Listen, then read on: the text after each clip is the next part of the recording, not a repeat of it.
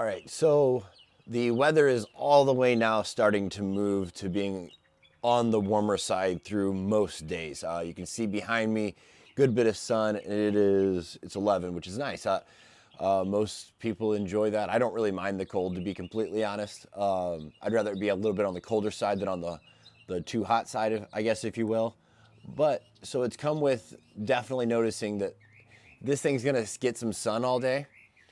It's going to have a really hard time maintaining any amount of temperature that's going to be relevant for the cold immersion that I'm trying to do.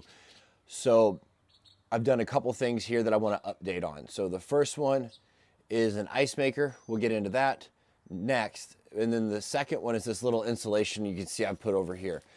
This is a roll of a product called Reflectix. It's apparently commonly used for like garage insulation. My buddy put me onto this. This is the type of problems that he likes to solve, or he knows the stuff to use. So I just went ahead and asked him, and he was just like, this one's a no-brainer. He's like, wrap it in this stuff. The cool part, it was $19 on Amazon. So one of the things that I'm trying to really get done with these adjustments is making sure that it is easy to do and that it's still cost effective. I mean, the reality is if you're buying one of these tubs, you're looking for a cost effective choice. I'm not going to pretend like this is easier to use than a $5,000 tub that keeps itself cooled, filtered, the whole nine. But I do believe that if you're not going to spend that much, this is the one to go with. So that's a big piece of the puzzle here, and how I'm trying to solve and help people solve these issues. Because the reality is that while I've seen cold plunge get into like some pretty affordable like payment plans, I actually just flat out really struggle for the space to have a tub that big. So that's the other piece of the puzzle. Is I know a lot of people that have picked these up, they live in apartments or this, that, or the other. They've got like a small outdoor balcony. Like, it's awesome. I can fit my tub on there. Sweet. So like I said, so what I did here is I put this roll of Reflectix. It was a 10-foot roll, and it had this much extra, to which I've just kind of plugged in over the top. My plan is probably to get a little bit more, just to create like a multi-layer and try to get something a little more custom fit to this. But for right now, I just wanted to start by getting the outside of the tub wrapped, basically keeping it from being as impacted by direct sun exposure. So so far, it actually seems like it's helping. I can't sit here and say that I've used it for weeks, but it's been on there for a couple of days now, and it definitely seems to be helping maintain some of the colder temperature. It doesn't get as warm as it was getting when the days were getting direct sun, over 70. So again, as of right now, this really seems like a pretty good option to at least give a try. If I find that it becomes completely worthless, I will update that as well. But so far, it's definitely like I just dipped my hand in there. I got into the tub it was 6 a.m. this morning. It still feels about as cold as it was then, and the temperature has gone up about 15, 20 degrees. Typically, I would be able to tell a difference, and I can't really tell a big difference right now. And then, so like I said, and then the second thing that I've done is I've grabbed an ice maker. I went ahead, I found a pretty good deal on Amazon, got one that was like, it had like a click and you get $50 off at the time. So I ended up getting this ice maker for about $160. And it seems like it's getting the job done. It can fill a cooler up over the course of a day. You have to be moderately diligent about it. Like the basket that it will hold ice that it's made in is only so big. So you got to make sure you're staying on emptying that and filling it back up with water. But again, it's a lot more minimal than it sounds in terms of maintenance. My wife and I just kind of pay attention to it throughout the day and like, I don't hear it going. And that's the other piece of it. I was a little bit concerned about it being really loud and disruptive in the house. The one that I got is actually pretty quiet. It says it can make about 40 to 45 pounds of ice per day. I'm finding that is enough. Again, I've not had issues with that, so I'm hoping that combine these two, and what we still have is something that's very economical, very far into the bang for your buck category. So, like I said, that ice maker cost me $160. That's defraying the cost of a $5.50 bag of ice every day, and that's doing that. I'm getting more ice for that, and so that thing will pay for itself pretty quickly. If this makes it more effective, again, this was only $20 to put on there. Can't really beat that, to be 100% honest. Again, assuming it works out the way that it seems to be working. And that's really what I've got there. These are the two new things that I'm trying with this thing, trying to create, just what is the most economical way you can go about getting this practice going.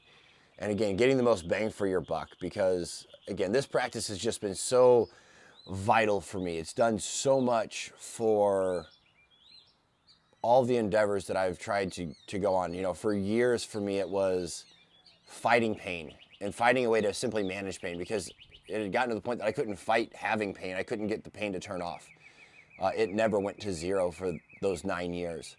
So it became about management. And then this thing, it helped me learn how to manage all that. And it kind of helped turn the volume down a little bit. And then coming off the surgery, it's just been wildly, it's just been very obvious. Whenever I got this into the rotation more frequently, things felt better. My socket fit was more consistent. That's been a huge deal. I think since I've gotten in the ice tub, I'm yet to have a major skin issue. So not having the fluctuations, and I don't really suffer from major fluctuations, but this is the type of stuff that happens, is that I would always be early in the day, it would be much more challenging for me to get in there, have it feel right, and then something would get off. I've not had that issue. Again, I'm getting in the cold tub first thing in the morning, and I don't think it's really a coincidence or an accident. So that's a big deal. What's going on between the ears, great. Mental, I just feel good. I start the day with some momentum.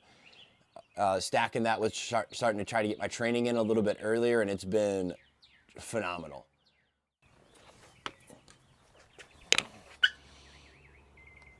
Save money. And then the last thing on this video, pretty cool little announcement. I was contacted recently by an organization called Less Leg, More Heart. And what this organization does is it works to create better accessibility to sport legs for amputees. If you're completely new to what I just said, in any capacity, I'm just going to kind of break it down to you. So when it comes to the majority of amputees, they are not going through the VA. I'm extremely fortunate. By going through the VA, I don't have to fight with insurance. I have to just prove use and value, and then I'm more than likely going to be given access to that leg. With the insurance, when amputees tend to go and they want a sport leg, and what I mean by a sport leg, so I've got my everyday foot on. I can do just about anything in this thing, but very few things can I do at their highest level. So the sports leg provides an opportunity to be a lot more dynamic, a lot more aggressive. Think the dynamic you would need to sprint or to jump on a box, to do a high vertical jump on a box or basketball, whatever it is. This foot it's not the best for that. And it really doesn't respond well to the higher ends of that. The further away from the center of the bell curve is where this foot loses its higher end capacity, and that's where specialty legs come in.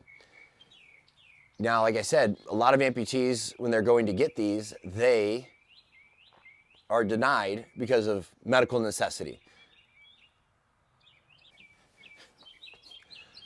Gimbal malfunction corrected. So like I said, so a lot of them struggle to get their devices covered. They just get told no. So organizations like Less Leg, More Heart are pairing up with another company called Levitate, and they make running blades, and the idea for them is to create a product that is direct to consumer, something that they don't have to fight insurance with.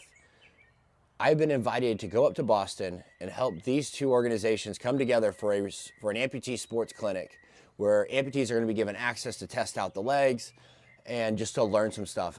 So in the next episode, we'll begin a multi-day trip out to Boston and the New Hampshire area to work with this organization, put together some content, some media, and some awareness around what they're doing.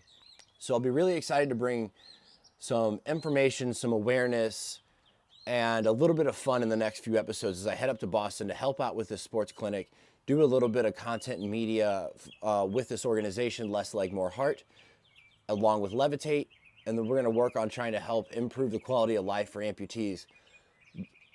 my ability to get back into sports and competing and to challenge myself at that level has been just a massive tool in my recovery from my amputation just over 2 years ago.